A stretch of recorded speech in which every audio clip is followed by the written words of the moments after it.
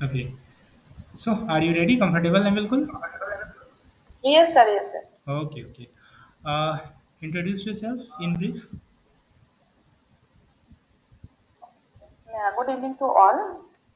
My name is Asfiya Nishad. I have completed graduation, post-graduation, MPhil and PhD from Aligarh Muslim University. I have also qualified UGC NET. My PhD topic was locus of control, spirituality, and social support as predictors of quality of life among visually and orthopedically challenged adolescents. At present, I'm working as a faculty on contract on Gautam Buddha University. आपने अपनी PhD कार्य कब संपन्न किया? PhD का submission हुआ है 2016 and award हुआ है 2017। ओके। आपने अपना नाम परिचय दिया अस्फिया निशात, तो जहाँ तक मैं को रिलेट कर पा रहा हूँ, आप इस्लाम धर्म से ताल्लुक़ रखते हैं, right? Yes sir. Yes sir. Okay, okay. इस्लाम में सूफीज़्म शब्द सुना है? सूफीज़्म। Yes sir. सूफीज़्म का अगर मैं साइकोलॉजी के परसेप्शन पॉइंट ऑफ व्यू से देखूँ तो क्या योगदान रहा है? प्रोफेशन का साइकोलॉजी में बेसिकली इन्होंने पीस की बात की है और इसमें तीन चीजें बहुत कॉमन है। कल्ब, रूह, आंसर एक चीज मैं मिस कर रही हूँ। कल्ब को इन्होंने सेल्फ से रिलेट किया नब्ज़ था। है। यस सर, नफ्स को इन्होंने सेल्फ से रिलेट किया था। Sir, at present I'm missing this thing. मैंने पढ़ा है बट इस टाइम मैं मिस कर रही, सॉरी सर। किन्हीं का वर्क बता सकते हैं जिन्होंने सूफीज़्म पे कार्य किया हो? सर सूफीज्म पे सबसे ज्यादा काम इब्ने सीना करता है। सॉरी, क्या नाम बताया? इब्ने सीना। ओके। आप जैसा कि बता रही हैं, आप टीचिंग फील्ड से जुड़ी हुई हैं, राइट? Yes sir. जी हाँ, तो आप बता सकती हैं अभी टीचिंग फील्ड में आपको कौन-कौन सी ऐसी चुनौतियों से आप रूबरू हो रही हैं, जिस पर आपको लगता है कि अभी आपका कार्य किया जाना बाकी है?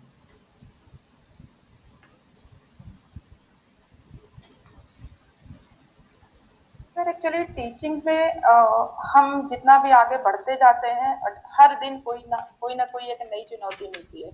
इस वक्त जो सबसे बड़ी चुनौती आ रही है, पहली चीज तो कोविड के टाइम पे बहुत ज्यादा ऑनलाइन का सबसे ज्यादा ड्रॉबैक देखने को मिला है, क्योंकि उसमें इंटरेक्शन नहीं था और इंटरेक्शन की बहुत ज्यादा जरूरत है। वो कहते हैं कि ऑनलाइन टीचिंग में थोड़ा कम्युनिकेशन, लोगों का इंटरेक्शन कम होता है, अपनी प्रॉब्लम बच्चे सही से शेयर नहीं कर पाते हैं। और दूसरी चीज ये है कि आज के टाइम पे हम ये कह सकते हैं कि डिफरेंट टीचिंग स्टाइल्स को यूज किया जाना बहुत जरूरी है एज कंपैरिजन टू जो भी हमारी पुरानी टीचिंग मेथड्स हैं। लाइक सिंपल लेक्चर मेथड की जगह हम उनको। आप अपनी 5 मनोवैज्ञानिक विशेषता बता सकती हैं, जो कि आप एक बेहतर शिक्षक बनने में सहयोगी होंगे? यस सर, मेरे अंदर एक अच्छी लिसनिंग कैपेसिटी है। मेरे अंदर मोटिवेशन लेवल काफी हाई है। मैं मुझ में डिटर्मिनेशन जैसे धैर्य है। मैं टीचिंग को day to day life examples या डे टू डे एक्टिविटीज से रिलेट करके सिखाना चाहती हूँ। और मैं सबसे बड़ी चीज ये है कि टीचिंग में बच्चों को खुद इन्वॉल्व करने की कोशिश करती हूँ कि मैं जो पढ़ा रही हूँ और जो समझाने की कोशिश कर रही हूँ, बच्चे उन चीजों को खुद अंडरस्टैंड कर पाए और उस टाइम रिलेट करके रेस्पॉन्स कर सकें। ओके। इमोशनल इंटेलिजेंस का नाम सुना है? Yes sir. क्या है ये? इमोशनल इंटेलिजेंस बेसिकली किसी चीज को जानने और समझने के लिए हमारे अंदर कितनी इमोशनल स्टेबिलिटी है। इमोशनली इमोशनली हम कितने स्टेबल हैं या हम कितने से ज्यादा चालाकी से चीजों को जान सकते हैं, समझ सकते हैं।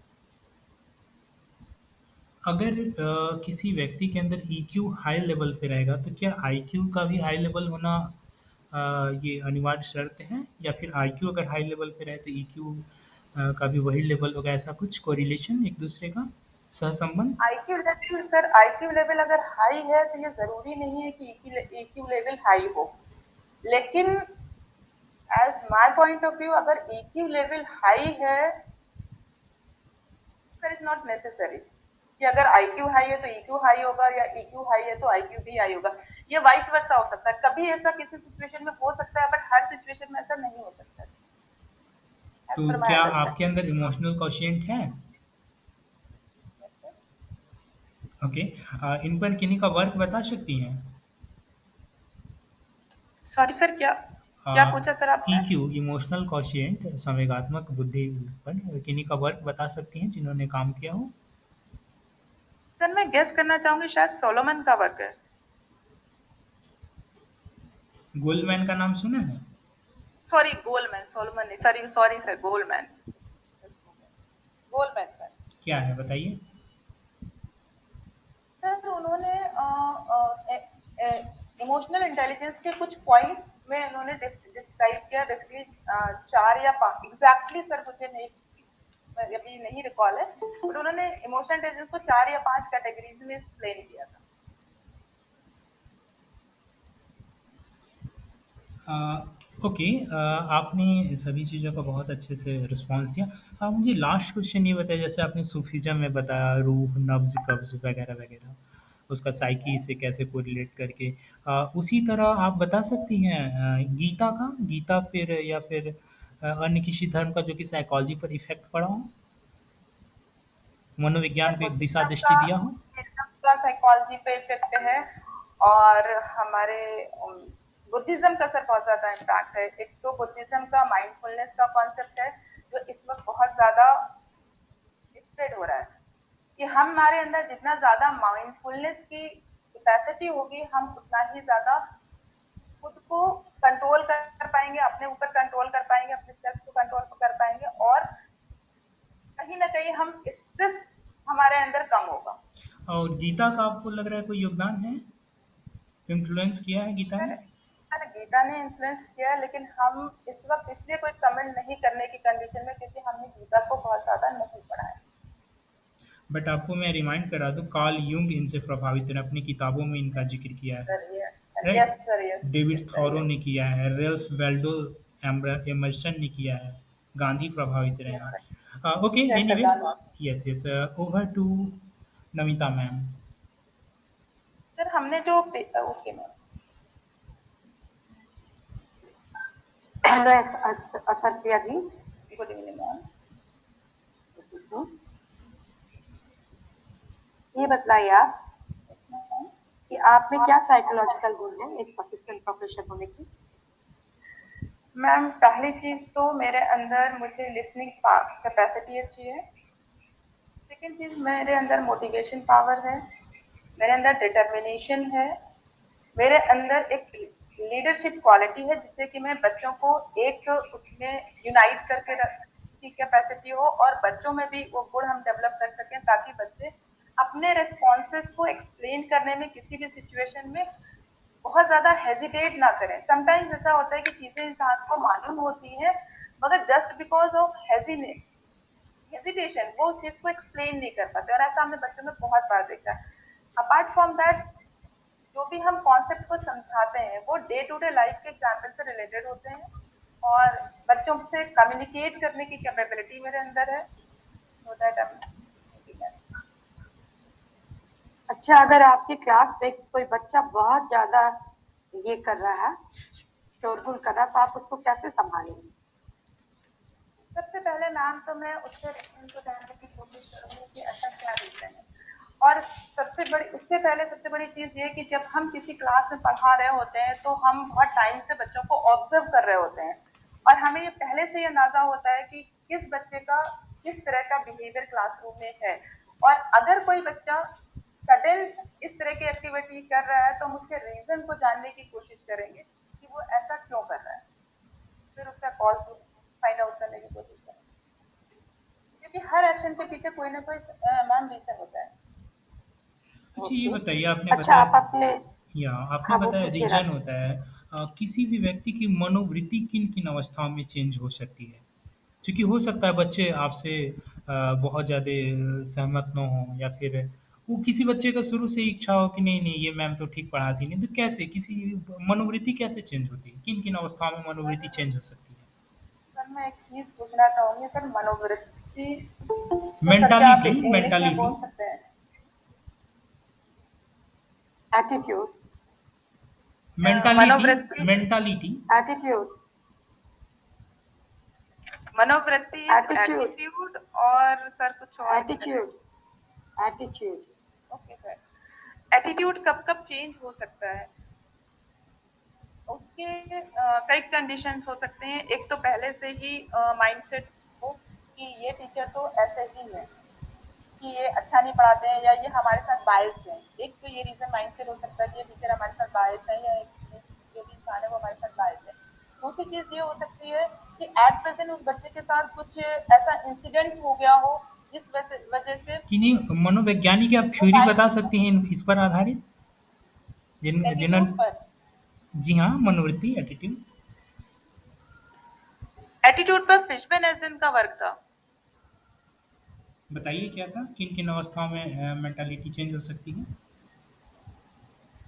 फिशमैन का ये था कि किसी भी वर्क के किसी भी बिहेवियर के पीछे उसका कोई ना कोई कॉज या एंटेसिडेंट्स होता है। उसके बेसिस पर इंसान का बिहेवियर चेंज होता है। केलमैन का नाम सुना है? किसका था? केलमैन का नाम सुना है? Kelman, three sir process theory. No, no sir actually social का हमारा बहुत ज्यादा। It's okay, okay. Over to Namita ma'am. Sir actually मेरा जो टेस्टिंग। एरिया है वो psychological statistics testing and research. Okay. मान आप और किसी को पढ़ा रही है स्टूडेंट को, तो अपने टॉपिक को इंटरेस्टिंग बनाने के लिए आप क्या कीजिएगा? टॉपिक को इंटरेस्टिंग बनाने के लिए मैम सबसे पहले तो अगर अवेलेबल है तो हम प्रोजेक्टर के through different different kind of clips हो सकते हैं, कलरफुल पिक्चर्स हो सकते हैं, उसमें डे टू डे लाइफ की एग्जाम्पल ऐड कर सकते हैं। और अगर वो चीज नहीं है, अगर हमारे पास प्रोजेक्टर मौजूद नहीं है तो हम कुछ मॉडल्स बना के ले जा सकते हैं पहले से प्रिपेयर करके, या तो फिर हम कुछ एक्टिविटीज करवा सकते हैं जिसके थ्रू कि अपने टॉपिक को और इंटरेस्टिंग बना सकते ओके। अच्छा, एसटीएम में एवीएल स्टोरेज क्या है? हैं। Sorry ma'am, can you repeat please? STM में यस, एवीएल स्टोरेज क्या है? एसटीएम में real storage. AVL, AVL storage. Sorry ma'am, मैं नहीं समझ पा रही हूँ, sorry ma'am. Okay. Dyes executive syndrome बता सकती हैं? क्या चीज ma'am? Dyes executive syndrome. Sorry ma'am. Working memory के बारे में, कौन सा प्रोसेसिंग होता है उसमें? कौन सी प्रोसेसिंग होती है? हाँ।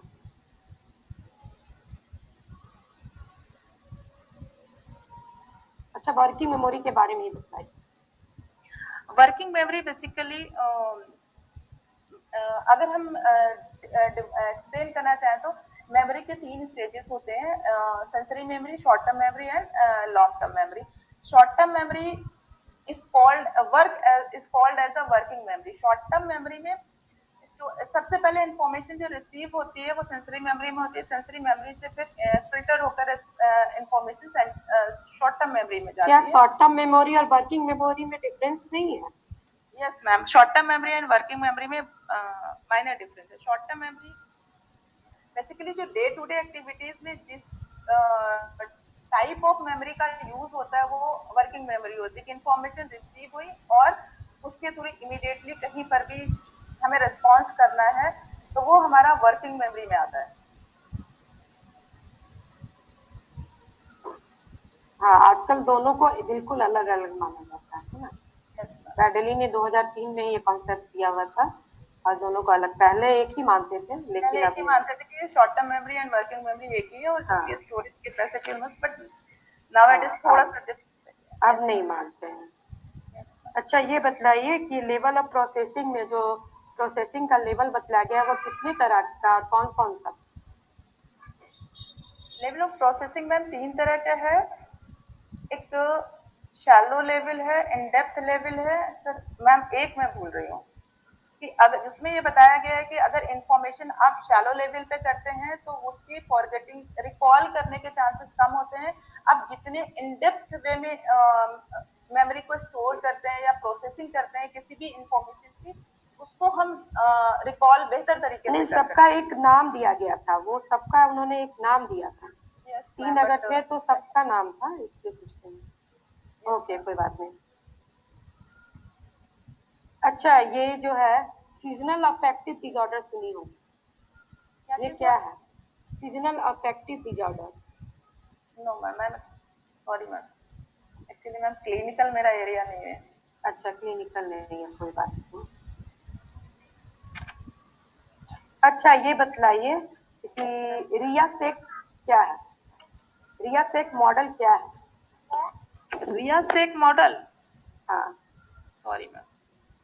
अच्छा, कोई बात नहीं। इमोशन का टू फैक्टर थ्योरी किसको कहते हैं?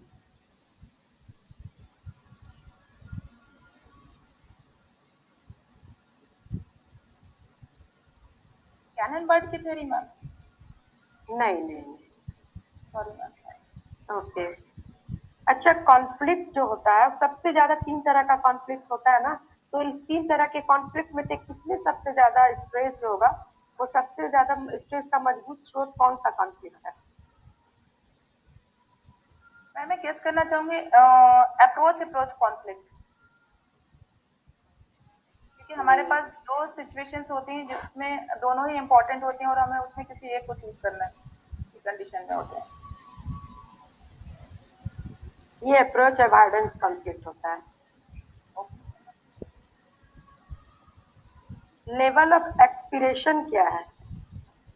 Level of expression, sorry expiration, आकांक्षा स्तर। एस्पिरेशन, एस्पिरेशन, आकांक्षा, हाँ, एक्सपिरेशन, आकांक्षा स्तर जिसको हिंदी में कहेंगे हम। Sorry ma'am. अच्छा, स्टिमुलस मोटिव क्या है? स्टिमुलस मोटिव बेसिकली जब हम किसी हमारे सामने कोई ऐसी चीज होती है जिसे हम ये कह सकते हैं कि कोई ऐसी चीज जिसको देखकर हम बहुत ज्यादा मोटिवेट होते हैं, मीन्स ये एक इंसेंटिव की तरह काम करता है। जैसे कि हमें ये जॉब जिस इंटरव्यू के लिए हम जा रहे हैं असिस्टेंट प्रोफेसर की जॉब, हमारे लिए एक स्टिमुलस का काम करेगी और इसके लिए हम बहुत ज्यादा मेहनत कर रहे हैं, मीन्स उसे क्लियर करने के लिए हम बहुत ज्यादा पढ़ रहे हैं या प्रैक्टिस कर रहे हैं। नहीं नहीं, ये जन्मजात मोटिव है। ये कौन कौन टाइप बता सकती है? ये जन्मजात मोटिव है। स्टिमुलस मोटिव जो है ये जन्मजात है। इन्हें इसके टाइप कम से कम बतला सकती हैं क्या? No ma'am, sorry ma'am. ये थोड़ा अलग है इसके। ओके। क्या चीज मैम? नहीं, ये जो आप बतला रही थी वो चीज नहीं है, ये अलग चीज है स्टिमुलस मोटिव, वो मैंने Okay, Namita पूछा। ma'am, I think here is time okay, obligation. Thank you. Okay. Over to Smita ma'am.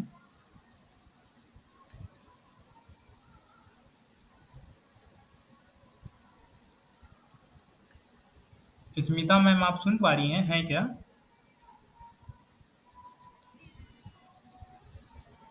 जी नहीं, लग रहा है स्मिता मैम लेफ्ट कर चुकी हैं।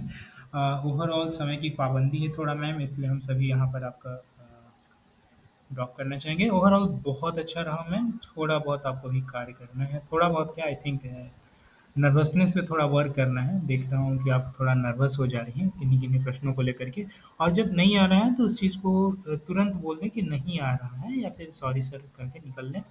बहुत ज़्यादा सोचें ना, और ओवरऑल बेहतर था मैम, कुछ चीज़ों सर पर मुझे काम। अभी और पढ़ना है general, basically general psychology. I know this mistake, कब क्योंकि अभी आपका मेरे पास और साक्षात्कार, बहुत कब है, सारे। कब है आपकी सर इंटरव्यू? मेरा इंटरव्यू 28th में है, उससे पहले 28 भी में। मेरे पास बहुत, ओके, क्योंकि ओके। मैं टीचिंग फील्ड में हूँ। और कुछ बेसिक चीज ये कि मेरा जो एरिया है वो साइकोलॉजिकल स्टैटिस्टिक्स है, साइकोलॉजिकल टेस्टिंग है, रिसर्च मेथडोलॉजी है। ओके, ओके, बहुत अच्छा। ओके, ओवरऑल बेहतर था मैम, और थोड़ा वर्क करिए। Over to Namita ma'am. अभी मुझे जनरल साइकोलॉजी और पढ़नी बाकी है, अभी तो यस। मेरे पास ओके। कॉपी करने के लिए रखी ये हुई है मैंने सर। Yes ma'am. मैंने आपसे पूछा था एवीएल स्टोरेज क्या है, वो एसटीएम से रिलेटेड है। वहाँ पे ऑर्केस्ट्रिक, वर्बल और लिंग्विस्टिक 3 तरीके से स्टोरेज होते हैं, इसीलिए ओके उसको एवीएल स्टोरेज भी कहा जाता है। ठीक है। Okay okay okay okay. और ठीक है एक मैम, मैंने थैंक यू। पूछा था कि डाई एग्जीक्यूटिव सिंड्रोम क्या है।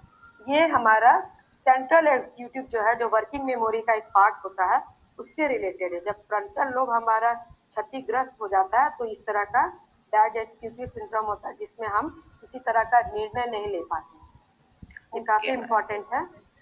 और ओके फिर मैम। मैंने आपसे पूछा कि वर्किंग मेमोरी में कौन सा प्रोसेसिंग होता है। वहाँ पे जो प्रोसेसिंग होता है वो पैरेलल होता है, जबकि ओके, एफसीए में जो पैरेलल। प्रोसेसिंग होता है वो क्रमिक सीक्वेंस में होता है। ओके और मैम। लेवल ऑफ प्रोसेसिंग में 3 लेवल्स है, जिनको हम स्ट्रक्चर लेवल, फोनिक लेवल और सेमेंटिक लेवल कहेंगे। Yes ma'am, yes. एक मैंने पूछा था आपसे रिया सेक मॉडल क्या है, ये अभी मैंने यस मैम, नहीं सुना, मैंने कभी नहीं सुना ये। ये मैंने अभी जस्ट अभिषेक जी से पूछा था कि हॉलैंड जो है अंत बिंदु होता है टाइप थ्योरी का, और ओके। उन्होंने कुछ व्यक्तित्व के पर्सनालिटी के टाइप बतलाए थे, वही उसी को शॉर्ट टर्म उन्होंने रिया सेक दिया, तो यही रिया। रिया सेक मॉडल कहलाता है। ओके। तो ओके वही मैम, होता है, थैंक यू मैम। वही। एक चीज़ और मैं समराइज करना चाहूँगा, जैसे ज़रूरी नहीं है कि यस आपसे सर। जो हम सभी पूछ रहे हैं वही चीज़, अन्य भी अभ्यर्थियों से जो मुख्य मुख्य प्रश्न पूछेंगे उसे भी नोट डाउन कर लें, अभिषेक सर से, जया मैम से, तो वो सब भी प्रश्नों यस पर सर। थोड़ा वर्क कर लिया जाए, राइट? ठीक है सर, ठीक। या okay, thank you so much ma'am. Namita ma'am आपने शायद सम अप कर दिया है। जया शुक्ला मैम, एक चीज़ मैं रिमाइंड अभी कर पा रहा हूँ, kindly come to the screen. जी। यस, मेरे यस सर। दिमाग में एक प्रश्न है, आप बिहार से बिलोंग करते हैं, राइट? जी सर। मान लीजिए आपसे ये प्रश्न इंटरव्यू इंट्रोडक्शन के दरमियान, ये अगर कई कई बार इंट्रोडक्शन लिया जा रहा है, कई बार नहीं लिया जा रहा है, मान लीजिए आपसे परिचय लिया जाता है और आप कहती हैं बिहार से हैं, वहाँ पर अगर इंटरव्यूअर आपसे ये कहता है कि अभी बिहार में भी असिस्टेंट प्रोफेसर वगैरह की वैकेंसी चल रही है और हर व्यक्ति को होम सिकनेस होता है, तो इसकी क्या गारंटी है कि आप यहाँ पर रुकेंगी? मैं भला आपका चयन क्यों करूँ?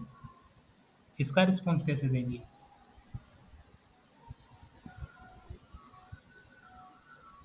आप सुन पा रही हैं? जी सर, मैं सोच रही हूँ कि इसका रेस्पॉन्स मैं क्या दूंगी। इसका बेहतर उत्तर क्योंकि क्या सर होगा फिरोज सर? अभी अभी फिरोज सर जुड़े हैं, शायद कुछ काम की अच्छा। वजह से नहीं जुड़ पाए थे। जी। वेलकम सर, वेरी अगर गुड इवनिंग। हाँ, शुक्रिया शुक्रिया, हम देर से जुड़े हैं उसके लिए माफ़ी चाहेंगे, थोड़ा सा कुछ काम था। लेकिन अशफिया का हमने सुना, और अभी जया से शायद बात हो रही है कि अगर ये सर्कमस्टांसेस हों कि आप बिहार से बिलोंग करते हैं और बिहार में वैकेंसीज भी हैं, ठीक है, और आपको यूपी में क्यों सिलेक्शन किया जाए। तो बेसिकली वो हमको लगता है कि ये बताना ज़्यादा बेहतर होगा कि टीचिंग जो है वो किसी स्टेट से जुड़ा हुआ सब्जेक्ट नहीं है। हमको जहाँ मौका मिलेगा, जिन बच्चों के लिए मिलेगा, हम वहाँ बेहतर प्रदर्शन करेंगे। बाय द वे, जया आप मैरिड हैं? नहीं sir. Okay okay, actually married रहती तो मैं ये सोच रहा था, जो होम सिकनेस वाले सवाल था वो आप ये भी कह सकते हैं कि मेरी शादी यहाँ पर भी हुई है, यहाँ ही हुई है, तो इसलिए ऐसी कोई बात नहीं है मेरे संग सर की होम सिकनेस वगैरह यहाँ। अच्छा, दूसरी चीज़, मेरा उत्तर प्रदेश से नहीं भी, तो आप कहा के निकल जाइए ना कि यूपी हमें बहुत पसंद है। हाँ, यूपी से मेरा जुड़ाव है, हाँ, लगाव है। मेरे बहुत लगाव है, यहाँ ताजमहल मेरी है, माँ यहाँ। यूपी से है, नहीं है फिर भी हाँ, बोल मेरा दीजिए। नेटिव सर मेरा नेटिव यूपी का है, पर हम हाँ, लोग बस हो कभी गया, यूपी में रहे हो गया। नहीं है। हो गया बता हो दीजिए कि गया, नेटिव प्लेस मेरा यूपी है, यूपी से हमको बहुत लगाव है। बस। तो हमारे लिए बेहतर होगा कि अगर हमको यूपी मिल जाए तो हम छोड़ के कहीं ना जाएं, बात खत्म। जी सर। उसको तो एश्योरेंस दिलाना है ना, हमको एश्योरेंस दिलाना है कि हम काम छोड़ के नहीं जाएंगे, भले मौका मिले तो हम भाग आएंगे, अलग बात है। जी। जी। हाँ। Okay, thank you Jaya ma'am. अभी फिरोज सर, आज बहुत सारे अभ्यर्थी जुड़ना चाह रहे थे और ये जितने भी जुड़ना चाह रहे थे वो सभी यूपी के साक्षात्कार ही देने जा रहे हैं, लेकिन चूंकि समय की प्रतिबद्धता है, बाध्यता है, इस वजह से आज के साक्षात्कार सत्र में केवल 3 लोग जुड़े हुए थे और भी अन्य लोग हैं जो यहाँ पे एज अटेंडी जुड़े हुए हैं। तो जैसा कि साक्षात्कार हुआ, सबने अपना अपना अनुभव भी लिया है, सीखा भी है। लास्ट कुछ, चूंकि आप देर से जुड़े हैं और मैं एज ए आपको सजेशन के रूप में आज मैं चाह रहा था कि आप अपने सुझाव वगैरह को व्यक्त हाँ, करें, तो एक्चुअली एनीवे, असल में आज दो दो बार क्लास चल गया, को तो हम बिजी रह गए, फिर शाम में हमको निकलना पड़ा कुछ। कोई अब इशू राशन नहीं। पानी भी लाना पड़ता है। हाँ, बिल्कुल बिल्कुल, कोई बात नहीं सर। अंत में कुछ सुझाव वगैरह देना चाहिए जितने भी अभ्यर्थी वगैरह। अश्विया अपना ऑन कर लें। Yes sir. वालेकुम सलाम। अश्विया, आपका हमने लास्ट मोमेंट पे देखा है कुछ चीज़ें, ठीक है, तो उसमें एक